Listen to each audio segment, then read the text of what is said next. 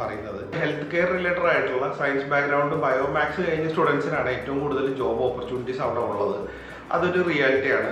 Nursing, physiotherapy, അതേപോലെ തന്നെ dentistry related ആയിട്ടുള്ള കോഴ്സ് ചൂസ് ചെയ്യുന്നവർക്ക് ഒരുപാട് ഓപ്പർച്യൂണിറ്റീസ് ഉണ്ട്. അതേപോലെ തന്നെ കമ്പ്യൂട്ടർ സയൻസ് വിത്ത് മാത്സ് കഴിഞ്ഞ സ്റ്റുഡൻസിനാണെങ്കിലും IT റിലേറ്റഡ് ആയിട്ടുള്ള ഇപ്പം നമുക്ക് IT കമ്പ്യൂട്ടർ സയൻസ് അല്ലെങ്കിൽ ഡേറ്റാ സയൻസ് റിലേറ്റഡ് ആയിട്ടുള്ള കമ്പ്യൂട്ടർ സയൻസ് റിലേറ്റഡ് ആയിട്ടുള്ള കോഴ്സുകൾ, അതേപോലെ cyber security, forensic cyber security, അതുപോലെ റോബോട്ടിക്സ് റിലേറ്റഡ് ആയിട്ടുള്ള കോഴ്സുകൾ ചൂസ് ചെയ്യുന്ന കുട്ടികൾക്ക് അത്യാവശ്യം നല്ല ജോബ് ഓപ്പർച്യൂണിറ്റീസ് അവിടെയുണ്ട്.